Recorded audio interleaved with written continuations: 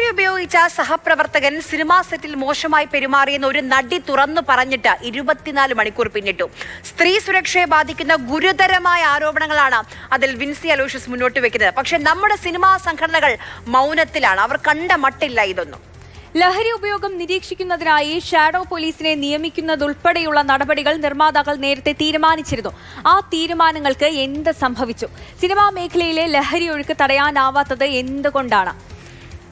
തിരുവനന്തപുരത്ത് നിന്ന് ആർ അനന്തകൃഷ്ണനും കൊച്ചിയിൽ നിന്ന് എസ് രാഗിനും നമുക്കിപ്പം വിവരങ്ങളുമായി ചേരും. അതിനു മുൻപ് വിൻസി അലോഷ്യസിന്റെ ആ പ്രതികരണം കേൾക്കാം. നമുക്ക് സിനിമ ഹോൾഡ് ചെയ്യുന്ന one of the main artist, ആ ആർട്ടിസ്റ്റിൽ നിന്നും കിട്ടിയ എക്സ്പീരിയൻസ്, അദ്ദേഹം ഇത് ഉപയോഗിച്ച് പറഞ്ഞാലും മനസ്സിലാവാത്ത രീതിയിൽ പെരുമാറിയ എൻ്റെ ഡ്രസ്സിനൊരു പ്രശ്നം വന്നപ്പം ഞാനത് കറക്റ്റ് ചെയ്യാൻ വേണ്ടി പോയപ്പോൾ ഞാൻ വേണമെങ്കിൽ റെഡിയാക്കി തരാം. ഭയങ്കര ബുദ്ധിമുട്ടായിരുന്നു, സഹകരിച്ച് മുന്നോട്ട് പോകാനായിട്ട് ഭയങ്കര ബുദ്ധിമുട്ടായിരുന്നു.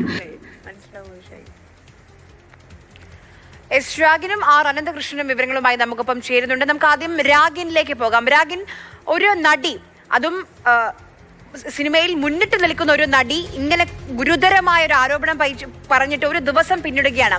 എവിടെ സിനിമാ സംഘടനകൾ? എവിടെ നമ്മുടെ സംസ്ഥാനത്തെ എക്സൈസ് വകുപ്പ്? എവിടെ എക്സൈസ് വകുപ്പ് മന്ത്രി? എവിടെ? എന്തുകൊണ്ടാണ് പരാതി നൽകിയാൽ മാത്രമേ ഒരു കേസ് എടുക്കുള്ളൂ എന്ന് ഇവർ ശഠിക്കുന്നത്?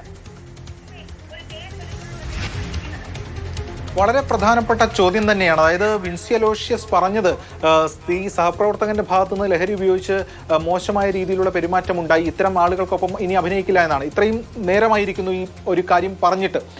അമ്മ സംഘടന എടുക്കുന്ന നിലപാടെന്ന് പറഞ്ഞാൽ അവർ തങ്ങളുടെ അംഗമല്ല, മാത്രമല്ല അത്തരത്തിലൊരു പരാതിയും ലഭിച്ചിട്ടില്ല, അംഗമല്ല എന്നൊരു കാര്യമാണ് പറയുന്നത്. ഫെഫ്കയെ സംബന്ധിച്ചിടത്തോളം അവർ പറയുന്നത് രേഖാമൂലം ഒരു പരാതിയും ലഭിച്ചിട്ടില്ല എന്ന കാര്യമാണ് അവർ പറയുന്നത്. സാങ്കേതികത്വം പറഞ്ഞൊഴിയാൻ കഴിയുന്ന ഒരു വിഷയമാണോ ഇത് എന്നതാണ് ഏറ്റവും പ്രധാനപ്പെട്ട ചോദ്യം. ഇത് ഇന്നും ഇന്നലെ ഉണ്ടാകുന്ന ആരോപണങ്ങളല്ല, നേരത്തെ മുതൽ ഇത്തരത്തിൽ ആരോപണങ്ങളുണ്ട്. നിർമ്മാതാക്കൾ തന്നെ പരസ്യമായി വാർത്താ സമ്മേളനം വിളിച്ച് ഇക്കാര്യങ്ങൾ പറഞ്ഞിട്ടുണ്ട്.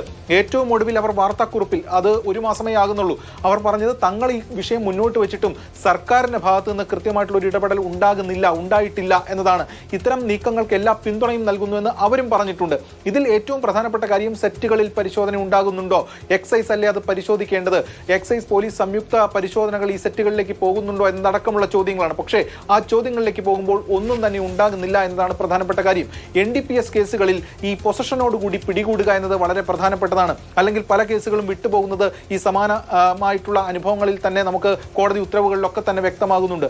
അപ്പോൾ ഇത്തരം കേസുകളിൽ പൊസഷനോടുകൂടി പിടികൂടുക എന്ന ഏറ്റവും പ്രധാനപ്പെട്ട കാര്യത്തിൽ സെറ്റുകളിലടക്കം പരിശോധനകളിലേക്ക് എന്തുകൊണ്ട് പോകുന്നില്ല? സിനിമാ സംഘടനകൾ തന്നെ അത് പറഞ്ഞിട്ടുണ്ട്, നിർമ്മാതാക്കളുടെ സംഘടനകൾ തന്നെ അത് ആവശ്യപ്പെട്ടിട്ടുണ്ട്. എന്നിട്ട് എന്തുകൊണ്ട് നടപടി ഉണ്ടാകുന്നില്ല എന്ന ചോദ്യത്തിന് ഉത്തരം പറയേണ്ടത് സർക്കാരും അതുമായി ബന്ധപ്പെട്ട സംവിധാനങ്ങളും തന്നെയാണ്. ഏറ്റവും ഒടുവിൽ പല നടന്മാരുടെയും പേരുകളും ഒക്കെ തന്നെ മുന്നോട്ട് വരുന്നുണ്ട്.